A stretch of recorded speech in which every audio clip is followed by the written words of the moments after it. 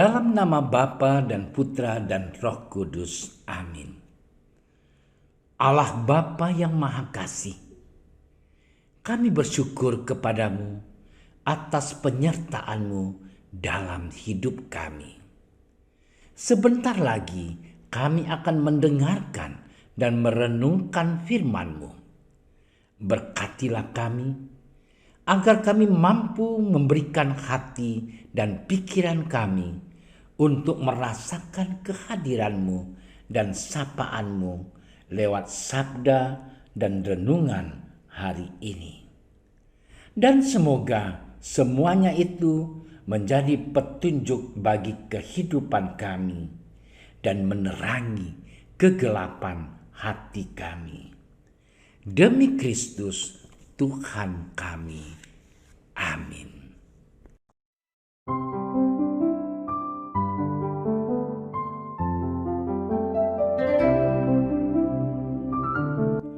Pada waktu itu, ketika Yesus melihat orang banyak, tergeraklah hatinya oleh belas kasihan kepada mereka, karena mereka seperti domba yang tidak mempunyai gembala.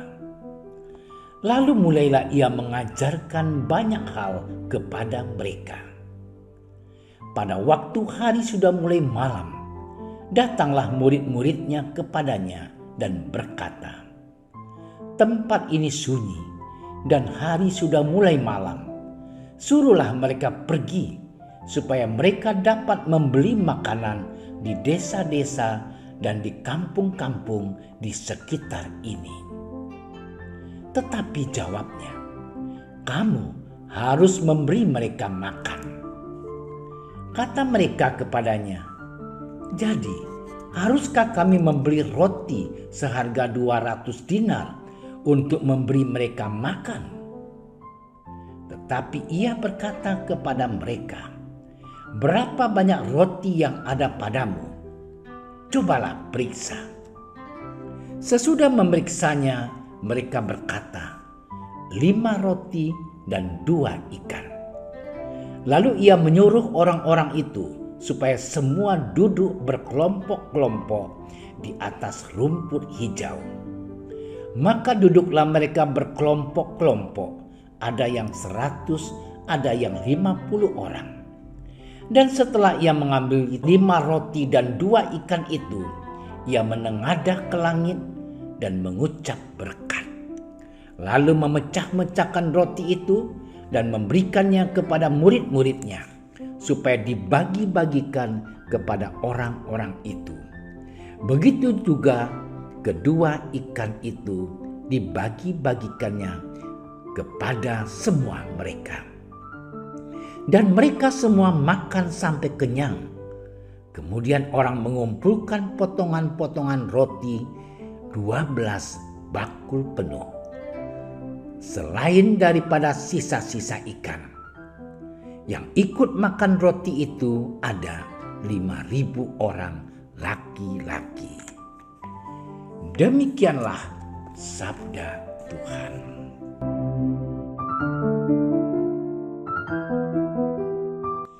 Saudara-saudariku yang terkasih, perayaan Natal telah usai dan kemeriahan tahun baru perlahan senyap seiring aktivitas dan rutinitas harian yang kembali kita jalani.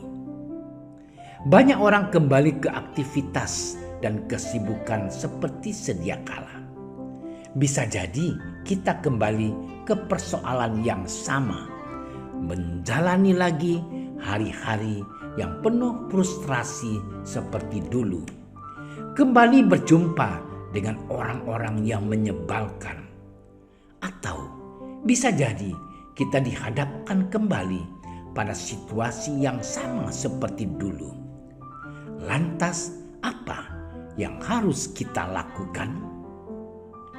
Saudara-saudariku yang terkasih, Injil Markus mengisahkan bagaimana para murid yang kebingungan berhadapan dengan ribuan orang yang mengikuti Yesus. Mereka tidak tahu harus bagaimana.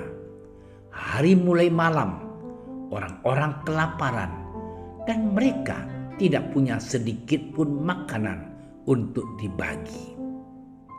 Lalu mereka menyampaikan saran kepada Yesus agar orang-orang itu disuruh pulang sehingga mereka bisa memberi makanan di kampung-kampung terdekat.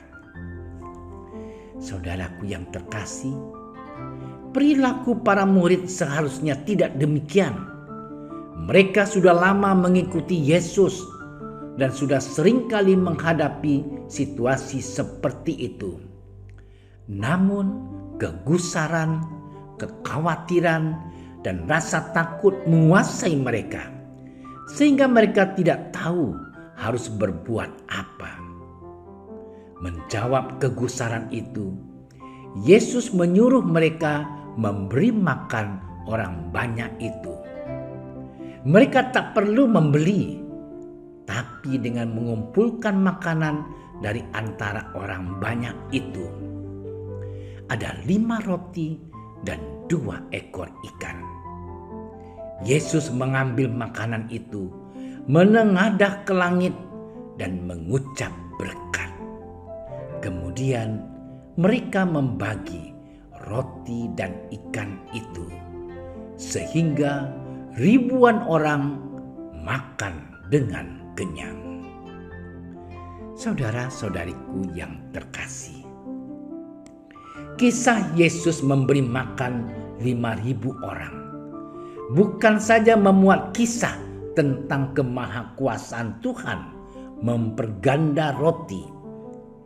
Kisah ini juga mau mengajak kita untuk tidak bersikap seperti para murid yang mudah gusar dan khawatir dengan persoalan. Perayaan Natal telah berlalu dan tahun baru telah kita sambut. Namun, bisa jadi persoalan hidup masih tetap tinggal. Namun tidak berarti kita gusar dan khawatir. Kita memiliki Yesus yang telah lahir untuk menolong kita keluar dari persoalan hidup. Berserah dan berpasrahlah pada Dia. Jangan tunduk di bawah kuasa kegusaran dan kekhawatiran. Berilah kepada Yesus apa yang kita miliki untuk Dia tambahkan. Berilah sedikit keberanian agar Dia penuhkan, sehingga kita kuat melawan kegusaran dan kekhawatiran terhadap persoalan hidup ini.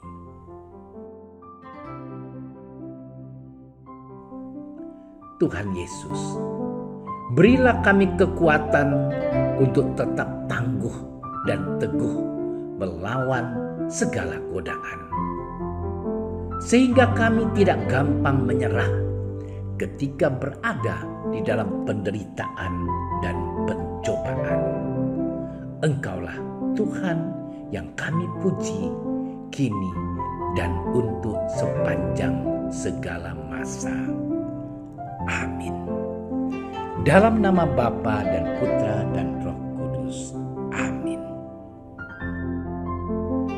Kami berdiri di hadapan-Mu, ya Roh Kudus, pada saat kami berkumpul di dalam nama-Mu.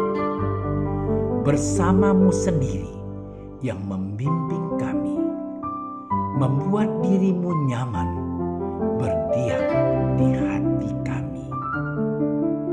Ajarilah kami jalan yang harus kami tempuh dan bagaimana kami harus mengikuti jalan itu. Kami lemah dan berdosa.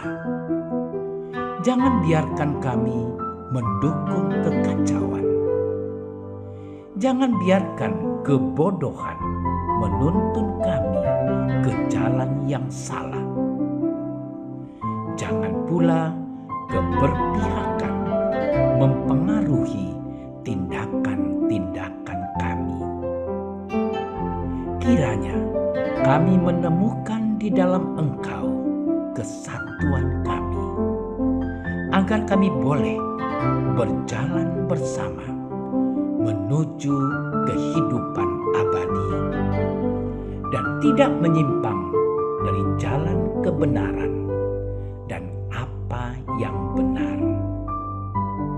Semua ini kami mohon kepadamu yang berkarya di setiap tempat dan waktu dalam persekutuan dengan Bapa dan Putra untuk selama-lamanya.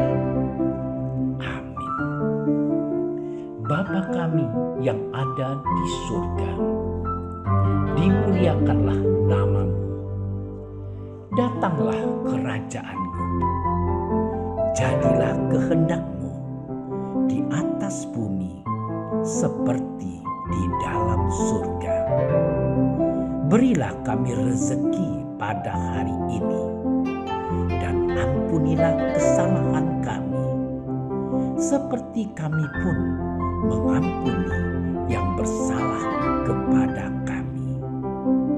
Dan janganlah masukkan kami ke dalam percobaan, tetapi bebaskanlah kami dari yang jahat.